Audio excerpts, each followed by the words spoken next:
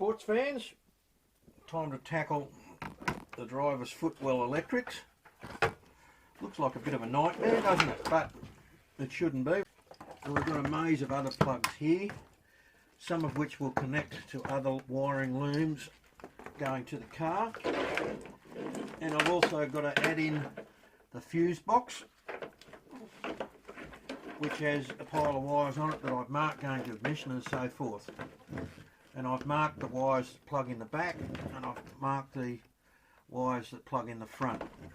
On the factory installation, this fuse box sits up in here, and it's so bloody hard to get to these fuses, it's a joke. What I'm going to do is, as long as I've got enough wires, and in the past I normally have had, is I'll install the fuse box up there on the side so that when you open the door, it's easy to get to all the fuses.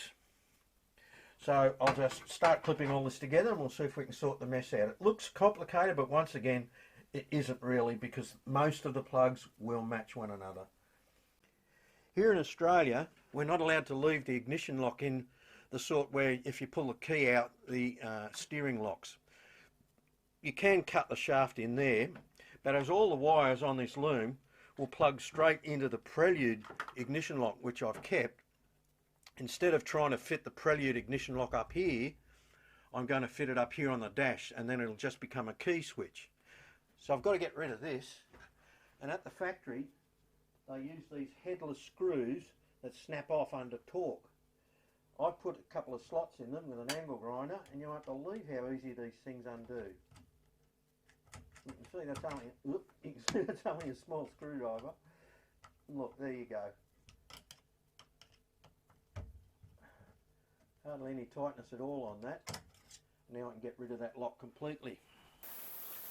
I'm going to alter the braking setup on this car in a way that's fairly standard for a rally or a race car.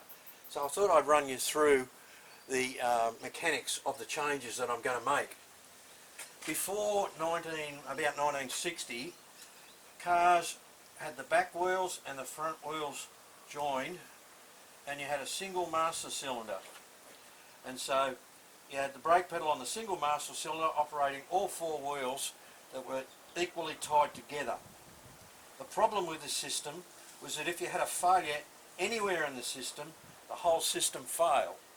And so then in about 1960 or so, the car manufacturers brought in dual circuit braking, and what they did was they linked the front wheels to a back wheel diagonally, and they put in two master cylinders. So that way, if one of the systems failed, the other one would still operate and pull the car up in a straight line. The problem with this system, which is in nearly every modern car today, as far as what I'm concerned about doing, is I want to put an adjuster to adjust the back brakes off, which will in effect put more pressure on the front. The reason I want to do this is because I put a heavier engine in this car. I've taken over 160 kilos out of the car, so the weight balance has changed. And the way Honda proportion the braking between the front and the rear brakes is by the size of the brake components. So because I've changed the size of the discs here, I've changed the weight here, and I've changed the weight there. That's heavier in there, that's lighter back there. This whole balance is out. Apart from any of that, on a circuit car or on a rally car, you want more braking in the front anyway. But I can't put a brake adjuster in this setup because you can't get a brake adjuster that's got two systems on it. And you can't put it in one wheel because it would just make the other wheel go crazy. And you can't have two separate adjusters because if you had one of them slightly different to the other one, one back wheel would break and lock and the other one wouldn't. So that would be dangerous. So what you have to do is I'm going to relink the front brakes together off one output out of the master cylinder. I'm going to relink the back brakes to the second master cylinder. I'm still going to have a dual circuit braking system, so if one system fails, the front or the back, the other one would still work. But doing it this way means that I can put a brake bias adjuster, which is really just a block-off valve that you adjust by hand, in the system right next to the driver. And that way we can adjust the braking on the back so that we're getting more and more of the braking going to the front and less going to the back, and we can get the balance right. And there's actually a difference in how you want it set for dirt and tar. On tar you actually want more brake on the front than even on the dirt. And what I've done in the past is once I get the settings right for dirt and tar, I just mark the knob, and if I'm running the car on either dirt or tar, I can just instantly adjust it. Here's the factory Honda setup, a dual circuit master cylinder with 2 equal volume outputs that goes across to a block. A lot of people think that this is a proportioning valve, and it's not. It's really just 2 Y pieces or T pieces joined together. There is a fail-safe system in there, but it's only got minor effect. There's no proportioning system there. It's just like a T-piece. And so what I'll do as far as the front brakes are concerned is, instead of one of those lines being the front brake and one is the back, I'll reconnect it so they're both on the same T-piece. But in the case of the rear brakes, I'll run a single line direct from the master cylinder, which will go down and through the firewall, and it'll go straight out the transmission tunnel parallel with the battery cable, and we'll put the adjuster next to the driver. Then the line will go from there out to the back and split into a T-piece and go to both rear wheels.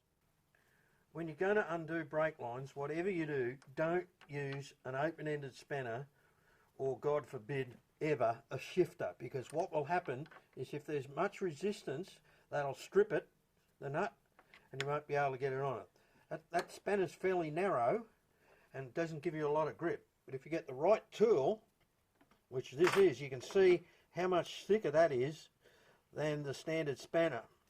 It's specifically designed for brake lines. And remember the red line mantra, number 1, if you need a tool to save yourself money, go and buy it. So go and buy yourself a set of these. This will go right over the line. Bingo, no problems at all.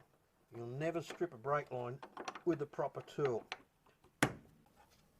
I'm going to move this junction box from here on the firewall to over on the side somewhere, because I know from experience that when you do these swaps, you need all the room you can get to clear the intake manifold from the firewall. So now's the time to move this to over here.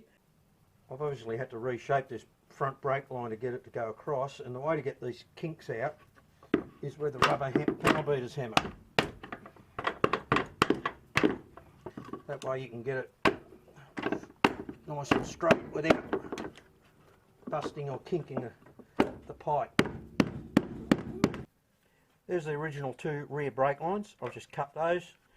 The front brake line on the near side used to go up over here. I've routed it down the bottom, taken everything off the firewall there, cut the bolts off. I might even give that a bit of a belt with a hammer just to make a bit more room. The front near side wheel comes over to there.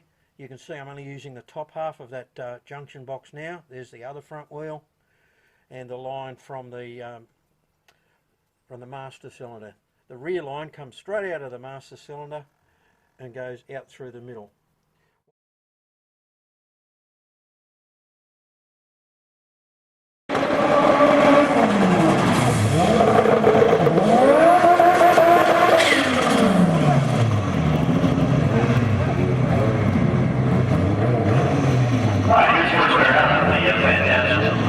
It works quickly.